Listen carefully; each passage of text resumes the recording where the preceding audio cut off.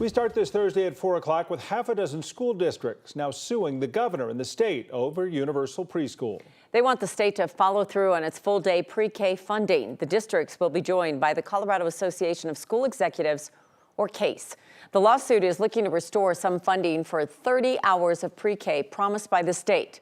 The districts, Cherry Creek School District, Brighton, Harris, Mapleton, Platte Valley, and Westminster. The lawsuit also points out flaws with the matching system being used, claiming some students have been placed in schools that can't meet their special education needs.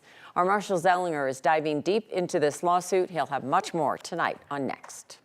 As one food bank worker described the resilient spirit that we're seeing, he said, "Nothing but aloha.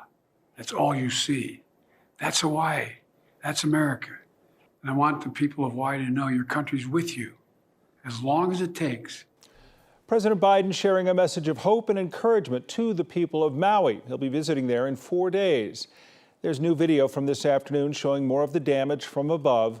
The fires are known to have killed more than 110 people. The governor of Hawaii vowing to protect local landowners from being victimized by what he described as opportunistic buyers when Maui rebuilds.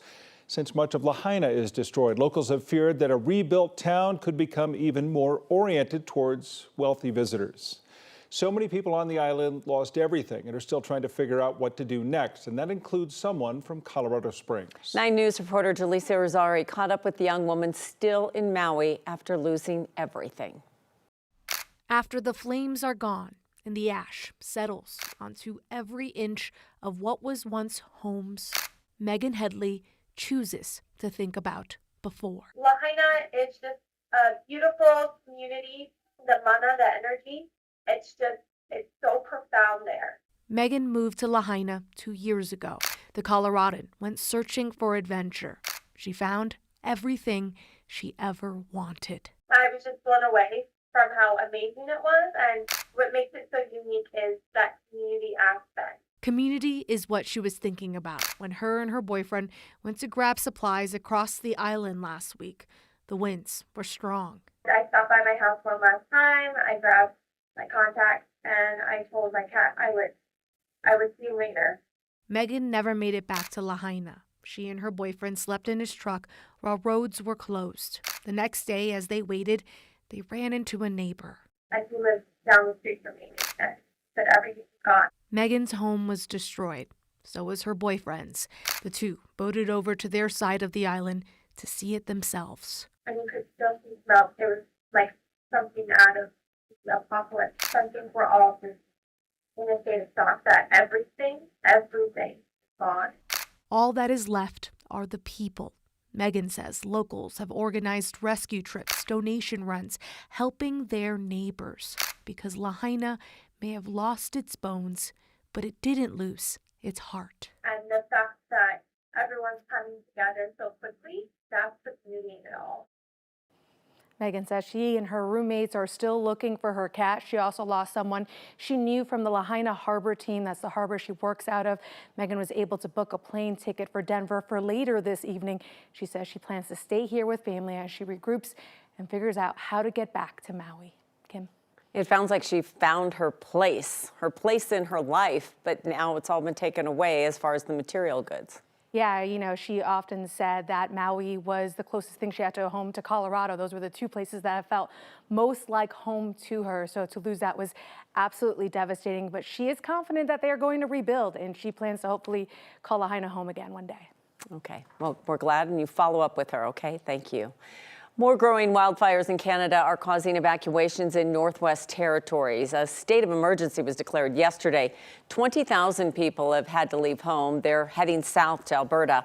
The evacuation comes during the worst wildfire season in Canadian history, with more than 1,000 active fires burning across the country. Well, Coloradans may start to notice some of that smoke in the hazy skies, but it shouldn't linger long. The 90s, though, they're going to be sticking around a bit longer. Kathy Saban's back with us today. It's good to see you, and things cooled off a bit today. Yeah, if you call 93 cool, It's a lot cooler than It's a little yesterday. edge. It's a slight edge. It's all Just a perspective. little bit. Yeah, but as you were mentioning the wildfires in Canada, some of that smoke already moving through the northern Rockies. And so while there are no air quality alerts posted, there is a little bit of smoke and haze visible. And for those that are suffering with allergies or respiratory issues, you're probably already beginning to feel a little bit of that today.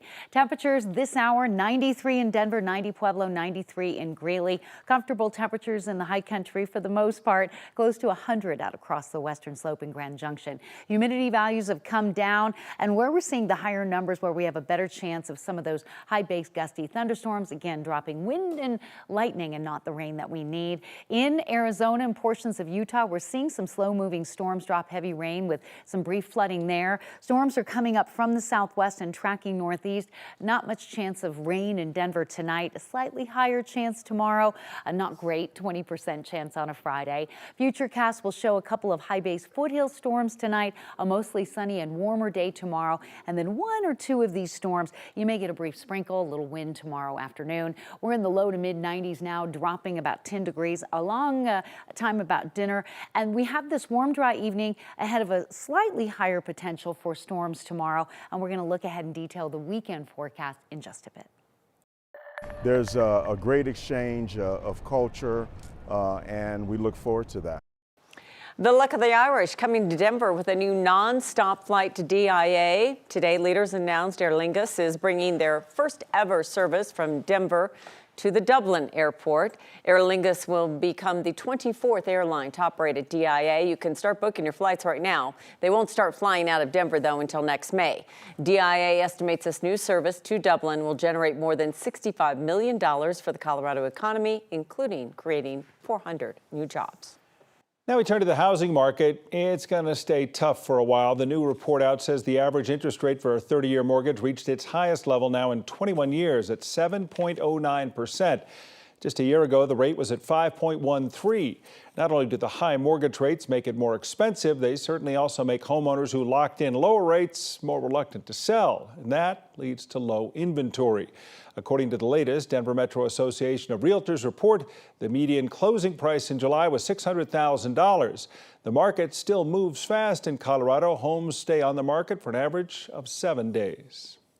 The opioid epidemic has hit many families hard, and now there's a new study. It says nearly 1 in 10 adults has lost a family member to drug overdose. Rachel Krause explains how this ongoing problem is impacting families here in Colorado and the work being done to change it. This is a public health crisis and a national security crisis in our country. The fight against fentanyl and overdose deaths is personal for Andrea Thomas. So in 2018, I lost my daughter, Ashley Romero, to a counterfeit pill made with fentanyl. You know, I didn't know what fentanyl was in 2018. I'd never heard of it. My daughter had not either that I'm aware of. It looked like her prescription medication.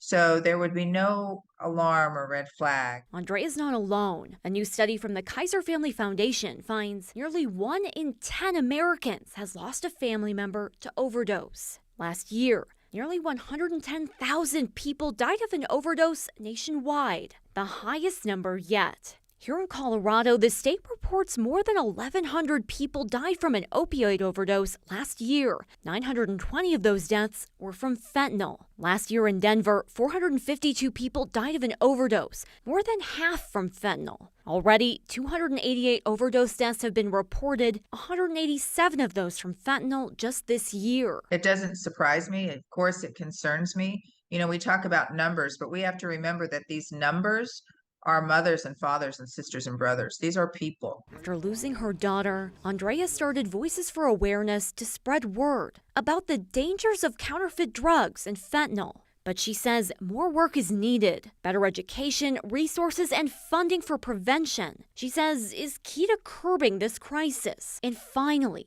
bringing overdose deaths down. Ashley was the oldest of 4 children that I have, and I have 3 grandchildren. If this could happen to our family that was very open and honest about drug use and alcohol and drugs, this can happen to anyone. Rachel Krause, 9 News.